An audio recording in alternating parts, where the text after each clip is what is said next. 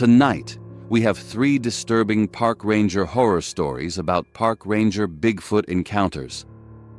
These true accounts reveal a terrifying reality. Out in the deep timber, the badge doesn't make you the authority, it makes you the prey. We'll begin with a fire lookout who realizes her glass tower isn't a shelter, but a lit display case for a massive, motionless figure watching her from the dark. Then, we follow a veteran ranger caught in a blinding whiteout who blows his whistle for help, only to have a predator answer him with a twisted, impossible melody. Finally, we witness a ranger who uncovers a tactical kill box filled with trophies, realizing too late that he's been flanked by a pack using a secret knocking code.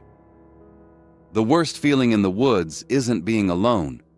It's knowing you were never alone to begin with. Subscribe and turn on all notifications so you don't miss what's coming for you next.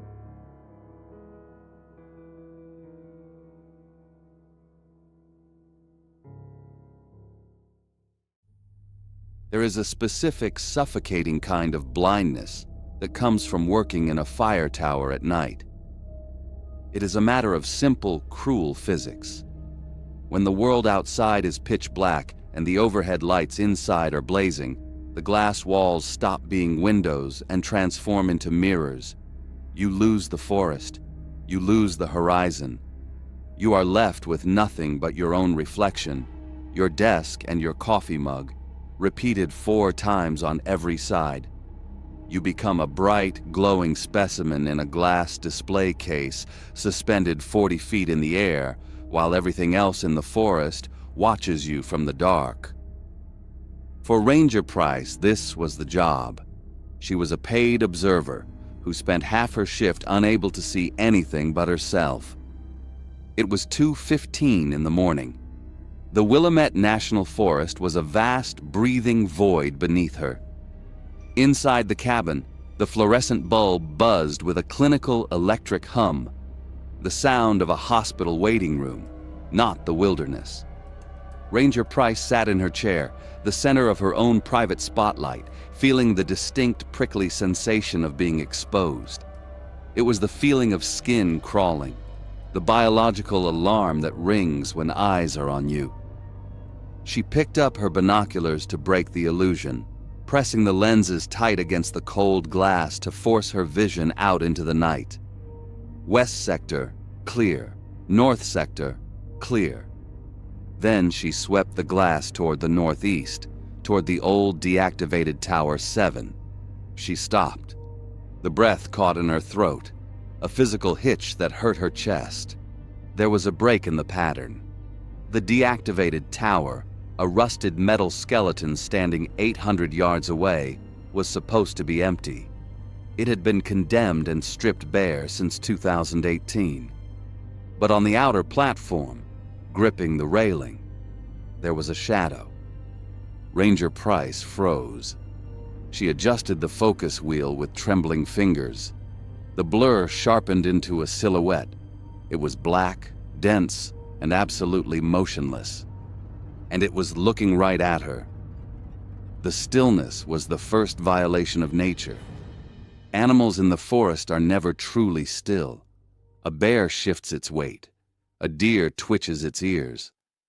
But this shape was frozen. It had the stillness of a rock or of a predator that was holding its breath. She lowered the binoculars, rubbed her eyes, and looked again. It was still there. And it was huge. The railing on the old tower was standard height, waist level for a grown man. This figure towered over it. The dark mass of its shoulders was impossibly broad, blocking out the starlight behind it. It had to be 8 feet tall, maybe 9. It was shaped like a man, but the proportions were wrong. The neck was too thick, disappearing into the shoulders. The head was craned forward, studying her. A cold prickle of sweat broke out on the back of her neck. The distance was 800 yards, but the magnification of the lenses made it feel like the thing was standing right in front of her, separated only by a thin sheet of glass. The walls of her tower suddenly felt like a trap. She was in a lit cage. She was on display. For 3 minutes, the only sound in the world was the blood rushing in her ears and the buzzing of that light bulb. The thing on Tower 7 wasn't looking at the forest. It wasn't looking for smoke. It was looking at her light. Her hand shot up and slapped the light switch. Darkness slammed into the room. It was absolute and suffocating. She crouched low, pressing her shoulder against the cold metal window frame, breathing in shallow, shaky gasps. The afterimage of the bulb burned in her retinas, but beyond it, the night was returning. 12 minutes passed. Ranger Price checked her watch, watching the glow-in-the-dark second hand tick by. Every time she raised her head to look through the binoculars, the silhouette was there. It hadn't shifted. It was just a dark statue on a broken tower, staring across the valley. At 2:30 a.m., the silence became unbearable. She reached for the radio handset. She keyed the mic, but the words wouldn't come out right. She whispered into the plastic mesh, her voice trembling as she called out to dispatch. She reported the trespasser. She reported the size. She reported that she was being watched. The response was a burst of static, followed by a voice that dripped with exhaustion and apathy. There was no urgency, no alarm, just the flat, bureaucratic tone of a dispatcher miles away in a warm, bright room. She was told to maintain her log. She was told units were unavailable. She was told, essentially, that she was imagining things. She keyed the mic again, her whisper turning into a hiss of desperation. She pleaded for support. She tried to explain that the structure was condemned, that the figure was too large to be human. The radio clicked. The dispatcher acknowledged the transmission and signed off. The connection died. She was alone. The system had stripped away her help. She was just a voice in a box, miles from nowhere. At 2:34 a.m., the figure moved. It didn't turn around. It didn't climb down the ladder. It simply took one fluid, silent step backward. It moved with a grace that a creature of that size should not possess, melting into the shadows of the ruined cabin. It never came out the other side. It just vanished into the dark, swallowed by the structure. Ranger Price didn't sleep. She sat in the dark, clutching a flare gun, watching the empty tower until the sun rose. When morning finally broke, she hiked to Tower 7. She wasn't alone. The morning shift change had brought 2 other rangers, men who laughed at her story, making cracks about isolation and cabin fever. They kept laughing until they reached the platform. The dust on the metal floor was thick, undisturbed for years, except for the footprints. They were massive, 17 inches long. They were clear and heavy, pressing down through the grime to the metal grating. You could see the shape of the toes. Wide, flat, primal. And at the railing, right where the silhouette had stood, the metal was bent. The thick iron bar bowed outward slightly, warped by the pressure of massive hands gripping it tight. The laughter died instantly. The other rangers took photos in silence. They measured the prints. They avoided looking at Ranger Price. She filed a transfer request the moment she got back to base. She wanted a desk job. She wanted a city. She wanted walls that weren't made of glass. The request was denied. Personnel shortages was the official reason stamped on the form. She was forced to go back. Weeks passed. The terror became a routine. Every shift was a battle against the sunset. She worked in a state of high-wire tension, constantly scanning the tree line, waiting for the shadow to return. It was during a Tuesday night shift 3 weeks later that the final piece of the puzzle fell into place. Ranger Price was restless, the silence of the cabin weighing on her like a physical object. She was down on her knees trying to fix a rattle in the metal paneling under the radio desk. The panel was loose.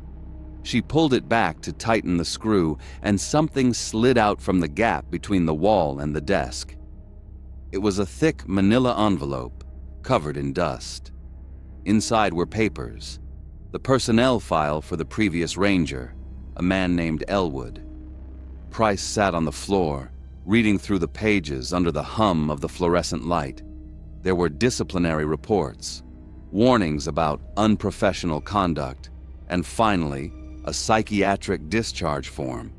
The reason for discharge was typed in bold clinical letters: delusional paranoia regarding external observation.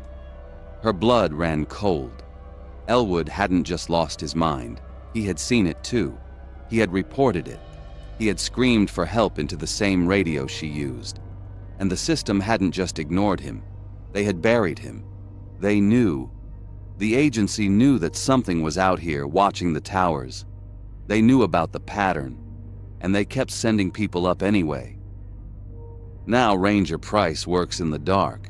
Every night before the sun goes down, she hangs thick blackout curtains over the glass walls. She sits in the pitch black, listening to the hum of the radio and the wind in the trees. She knows the cycle has repeated. She is the new Elwood. The terror isn't just that the Watcher is out there. She knows it is. She knows it is waiting in the skeleton of Tower 7, 800 yards away, its dark eyes fixed on her position. The real terror is knowing that she has been chosen to be the bait, and no matter how loud she screams into the radio, no one is coming to save her.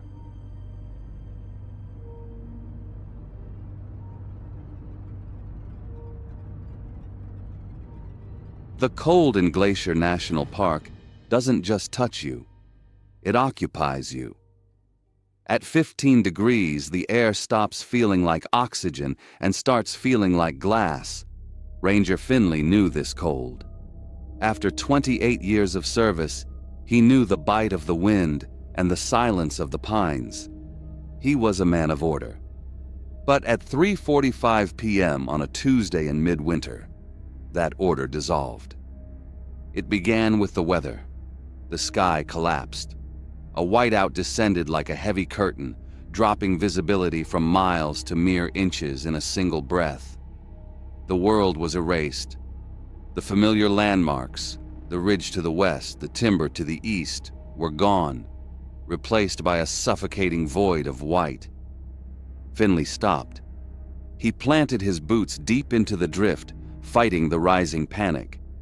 He was 52, a master of this terrain, yet for the first time in decades, he was dangerously disoriented. The snow was driven by a screaming wind that erased his tracks the moment he made them. He was a ghost in his own park. He reached beneath his coat, fumbling for the cold brass of his standard issue whistle. In a whiteout, sound is the only tether left. The protocol was muscle memory, 3 short, sharp bursts. He drew a breath that burned his throat and signaled. He blew 3 distinct times.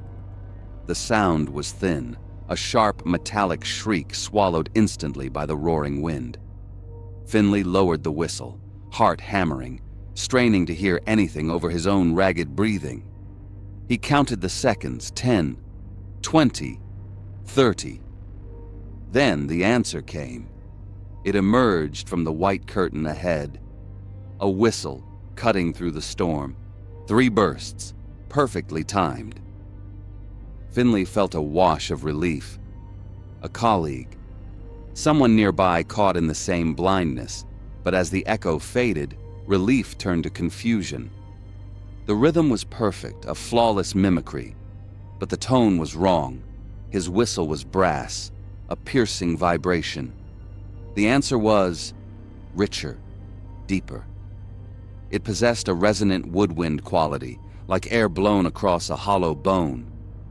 It didn't sound like a tool. It sounded organic. He shook his head, forcing his mind to be rational. It had to be a hiker with a flute or a trick of the wind. He raised his whistle again. He needed to confirm. He blew the signal again, 3 sharp blasts. The response was immediate, closer now, 50 yards. The imitation came back. 3 deep, resonant bursts. The timing of the gaps was identical to his own. It wasn't just answering, it was recording and playing it back. But that hollow tone vibrated in the cold air with a power Finley could feel in his chest. It felt less like a rescue and more like a mockery. Finley shouted his name and rank into the void. He demanded identification. He waited for a voice, a name. Instead, he got the whistle. 3 bursts. The environment felt directed, heavy. The entity behind that sound was refusing to speak, simply mirroring his distress with that impossible instrument. And then, the pattern broke. The whistling started again, but the distress signal was gone. In its place was a sound that made Finley's blood turn to ice. It began with a long, drawn-out note that rose in pitch, slowly, like a siren. It held the high note for a full second, pure and clear, and then fell into a twisted, fluid melody. It was intricate. It tumbled through scales that shouldn't exist in nature, weaving a tune too elaborate for an animal and too wild for a human. It was a performance. Finley froze. He stood like a statue in the snow, gripping his GPS unit until his knuckles ached. The tune was not a call for help. It was a taunt, a demonstration of control. The sound began to move.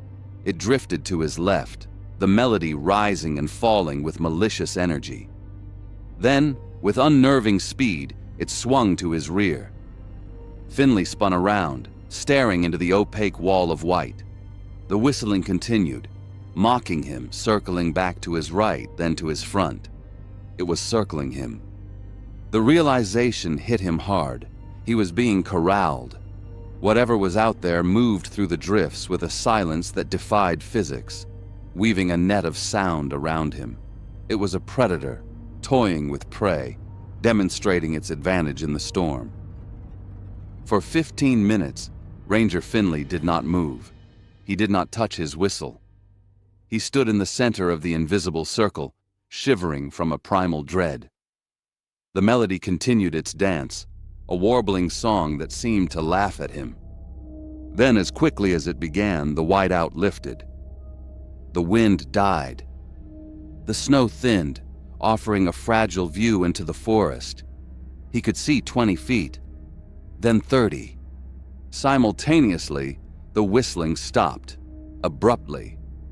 The silence was vast. In the faint gloom directly ahead, Finley saw it. Before the trees thickened, a silhouette stood against the gray. It was tall, massive in width, blocking the light between the pines. It was darker than the shadows. It had the shape of a Bigfoot, but there was nothing clumsy about it. It stood perfectly still, facing him. Finley held his breath, waiting for the roar, for the charge. But the figure simply turned. It moved with silent, impossible grace. No heavy crunch of snow, no snapping branches. It flowed into the deeper forest, merging with the shadows until it was gone. Finley did not panic. He simply turned, activated his GPS, and used the logic of the world he understood to navigate back to the station. He arrived at 5:20 p.m. He walked past his colleagues, face like stone. He filed his report the next morning. In incident details, he wrote only, disorientation due to sudden weather conditions.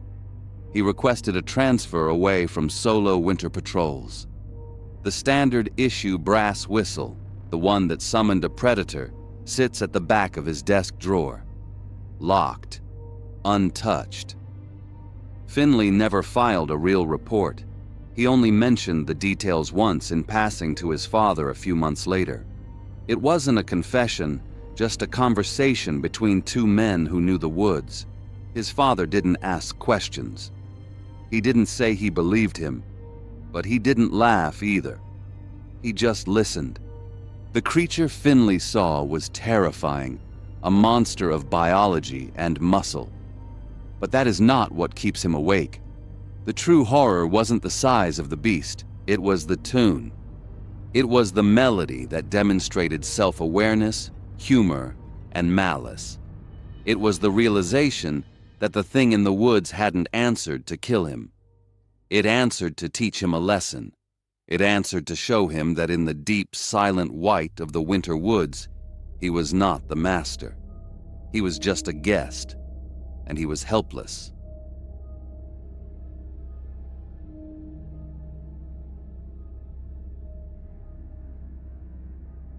There is a moment in the deep woods when the hierarchy changes, when you stop being the observer and become the observed. For Ranger Moore, that shift happened on a Tuesday afternoon, 3 miles past the Mount St. Helens blast zone. The Gifford Pinchot National Forest is usually a place of green chaos and indifferent beauty, but that day the air felt thick, possessed by a heavy, manufactured stillness. It wasn't just quiet, it felt curated. It felt like a room where a violent argument had just ended, and the walls were still vibrating with the tension. Moore was investigating a report of unnatural animal structures, a phrase that usually meant a bear den. But as he pushed through the dense underbrush, his instinct, that primal alarm bell buried deep in the lizard brain, began to scream that he was walking into a place where he was not welcome. He didn't find a bear den. At the 35-second mark of his video log, he found a nightmare. Nature is messy, a sprawl of rot and regrowth, but the structure looming in front of him was terrifyingly precise. Nestled high between the trunks of 3 massive old-growth cedars, it was a dark, cancerous knot woven tightly into the vertical canopy, clinging to the trees like a parasite made of wood and shadow. Moore approached slowly, the dry needles cracking like gunfire under his boots. The structure stood nearly 12 feet wide, a massive, suspended cradle. It was built from interwoven dead branches, thick sheets of suffocating moss, and rough, cured animal hides. The sheer strength required to place it there, to weave branches as thick as a man's arm into a cohesive platform, implied a cold, intelligent planning that made his blood run cold. As he stepped closer, the smell hit him. It was a complex, layered stench. The sharp, crisp odor of fresh pine boughs was inexplicably mingled with a faint, low note of something acrid and foul. It tasted like wet copper and spoiled meat on the back of his tongue. Through the telephoto lens, the contents of the nest became grimly clear. Inside, arranged with a symmetry that made his stomach turn, were the remnants of human lives. A pair of torn, expensive hiking boots. A shredded section of a bright orange backpack, the nylon ripped as if it were wet tissue paper. The bent wire frames of a pair of prescription glasses glinting in a stray beam of sunlight. But in the center lay the true violation, a perfect circle of clean white deer skulls. They were arranged face up, their empty sockets staring blankly into the light. It was a display, a trophy room. Moore lowered the camera, a cold realization settling in his gut. The trees had been chosen with strategic precision. The nest's placement created a clear, unimpeded sight line to the primary hiking trail, 80 yards down the slope. It wasn't a home. It was a hunting blind. It was a sniper's nest, perfectly positioned to observe and target the unsuspecting hikers passing below. This place, designated by maps as a safe, neutral environment, was actually a kill box. He raised the camera to take the first photograph. The shutter clicked with a sharp snap. The sound was tiny, but the response was violence. A new sound manifested behind him.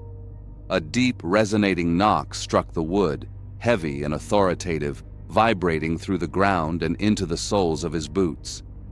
Then 3 rapid, sharp raps followed in perfect succession. The pattern was unmistakable. 1 heavy blow. Pause. 3 sharp clicks. Moore froze. He didn't turn. He didn't breathe. It wasn't a woodpecker. It wasn't a falling branch. It was percussion. It was language. Slowly, fighting the screaming urge to run, he turned. 40 yards away, standing in the shadow of a fir tree, a figure had pulled itself upright. It held a thick, freshly snapped branch in one massive hand like a bludgeon.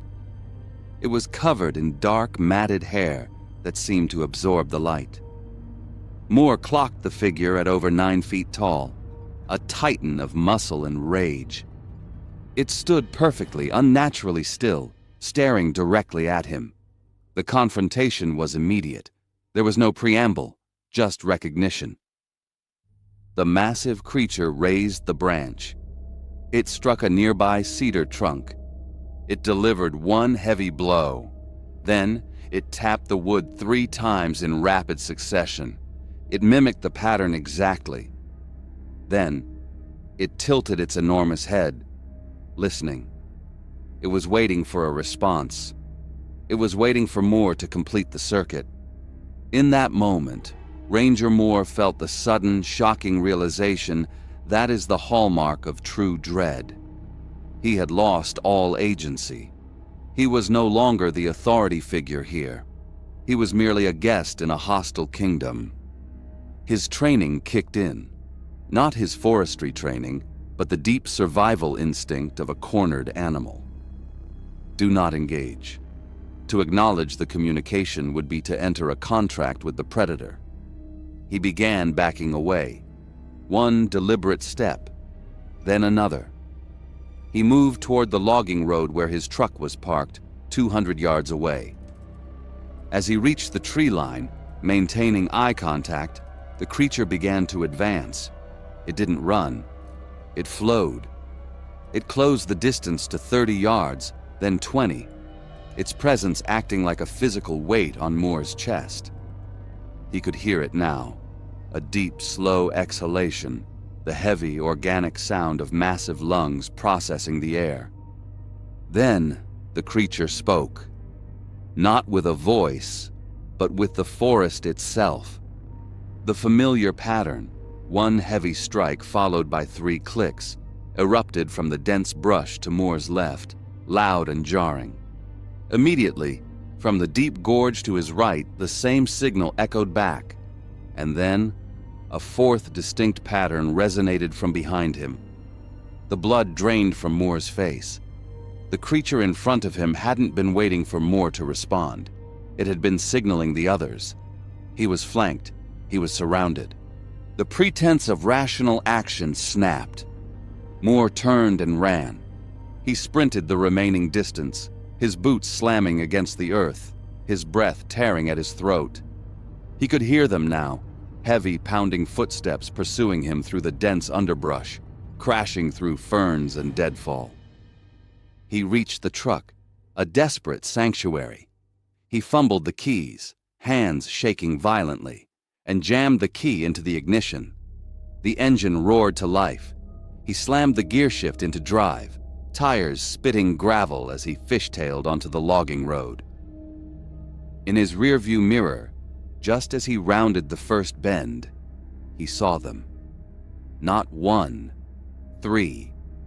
3 massive dark figures standing shoulder to shoulder in the middle of the road, motionless, watching the truck disappear into the dust. 2 days later, Ranger Moore returned with a full documentation team, armed and wary. He led them directly to the cluster of 3 old-growth trees. The nest was gone. The massive structure of branches, moss, and animal hides had been completely, meticulously dismantled. The forest floor was disturbed. Broken branches littered the earth. But the hunting blind had been erased. They had removed the evidence. They had denied him resolution. Moore walked to the center of the clearing, his mind reeling. He looked down at a smooth, flat tree stump near where the nest had been. There, sitting neatly on the wood, was his ranger hat. He had dropped it during the sprint. It wasn't trampled. It wasn't muddy. It was folded, its brim resting cleanly on the wood, placed there with deliberate, chilling purpose. He picked it up, feeling the faint residual cold on the felt. The message was clear. They hadn't just scared him off. They had let him go. They had cleaned up their site, found his lost property, and left it for him as a token. The story didn't end when he started the truck. It simply shifted. It left him with a final, unanswerable question. What kind of intelligence watches you from the trees, terrorizes you with a code, and then politely returns your hat to let you know that you only survived because they allowed it?